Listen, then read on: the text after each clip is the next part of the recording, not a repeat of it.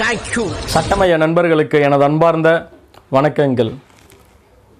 இப்போ நடந்துட்டு இருக்க ஒரு விஷயம் கண்டிப்பாக எல்லாருக்குமே தெரியும். கிட்டத்தட்ட 21,000க்கும் மேற்பட்ட நபர்களை குற்றவாளிகள், அதுக்கப்புறம் இந்த கூலிப்படை சார்ந்த நபர்களை கைது பண்ணி அதுக்கப்புறம் ரிலீஸ் பண்ணியிருக்காங்க. அதில் சில நபர்கள் நான் பெயிலபிள் வாரண்ட்டுக்கிறவங்கள ஜெயிலையும் அடைச்சிருக்காங்க. அதில் நிறைய ஒரு ஆயுதங்கள், அதுக்கப்புறம் பார்த்திங்கன்னா கன்ஸ்லாம் பறிமுதல் பண்ணியிருக்கிறதா டிஜிபி ஆஃபீஸ்லேருந்து இப்போ ரீசெண்டான விஷயம் தான் எல்லாருக்கும் தெரிஞ்சிருக்கும். இதில் இந்த கூலிப்படை அப்படின்றவங்க யார், ஒரு சம்பவத்தில் கூலிப்படைக்கு எந்த மாதிரியான ஒரு தண்டனைகள் கிடைக்கும் அப்படின்றத இன்றைக்கி நம்ம வீடியோவில் பார்க்க போகிறோம். தொடர்ந்து உங்கள் ஆதரவு கொடுங்க, சப்போர்ட் பண்ணுங்கள். இந்த வீடியோ பிடிச்சிருந்தால் லைக் பண்ணுங்கள். வீடியோக்குள்ளே போயிடலாம். முதல் விஷயம், கூலிப்படை அப்படின்னா பார்த்தீங்கன்னா எல்லாருமே தெரியும், கான்ட்ராக்ட் கில்லர்ஸ் அப்படின்னு சொல்லுவாங்க. இவங்க எந்த ஒரு கேங்கையும் சார்ந்து இருக்க மாட்டாங்க.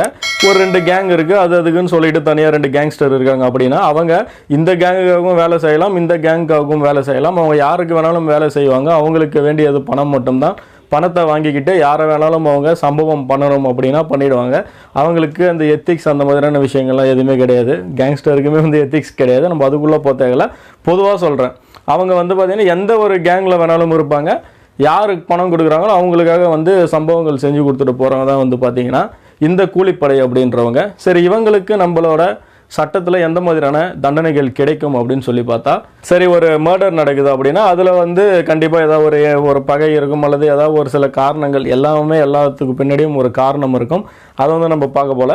பொதுவாக இப்போ இந்த மாதிரி ஒரு கான்ட்ராக்ட் கில்லர்ஸ் ஒரு கூலிப்படையை வச்சு கொலை பண்ணுறாங்க அப்படின்னா, இப்போ இந்த கூலிப்படையை பொறுத்தளவுக்கு ஒரு 3 நபர்கள் எப்படின்னா, ஃபஸ்ட்டு அவரை ஹையர் பண்ணுறவங்க அந்த கூலிப்படை சார்ந்த நபர், மூன்றாவது பார்த்திங்கன்னா தாக்க போகிற நபர், அதாவது யாருக்கு எதிராக தாக்குதல் நடக்குது அவங்க, இந்த 3 பேர் சம்மந்தப்பட்ட விஷயம்.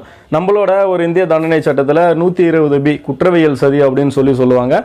அதன் கீழ் ஒரு மர்டருக்கு என்ன ஒரு தண்டனையோ, அதாவது அவங்க செய்யக்கூடிய ஒரு சம்பவத்துக்கு என்ன ஒரு தண்டனையோ அதை தான் பார்த்திங்கன்னா இந்த கூலிப்படை சார்ந்த நபர்களுக்கும் தரணும். அப்புறம் ஐபிசியில் 109 சொல்லியிருப்பாங்க, குற்ற உடந்தை அப்படின்னு சொல்லுவாங்க.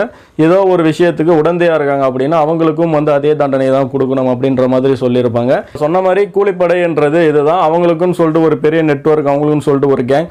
தமிழகத்தில் இது சார்ந்த நபர்கள் நிறைய இடங்களில் நிறைய பேருக்கு ஒரு பேக்கப் மாதிரி இருந்து வேலை செய்கிறாங்க அப்படின்னு சொல்லலாம். இந்த மாதிரி ஆட்களை அவங்க ஒரு பிடிச்சி அவங்கள ஒரு கைது நடவடிக்கை பண்ணிட்டு வந்தாங்க அப்படின்னா குற்றங்கள்லாம் குறையும் அப்படின்னு சொல்லிட்டு காவல்துறையினர் இப்போ இந்த மாதிரி ஒரு சில விஷயங்கள் செஞ்சுக்கிட்டு வராங்க. இதுதான் பார்த்திங்கன்னா இந்த கூலிப்படை அப்படின்றது. இது சம்மந்தமாக உங்களுக்கு ஏதாவது டவுட் இருந்தது அப்படின்னா மறக்காமல் கமெண்ட் பண்ணுங்கள். தொடர்ந்து உங்கள் ஆதரவு கொடுங்க, சப்போர்ட் பண்ணுங்கள். இன்னொரு வீடியோவில் சந்திக்கிறேன். நன்றி, வணக்கங்கள்.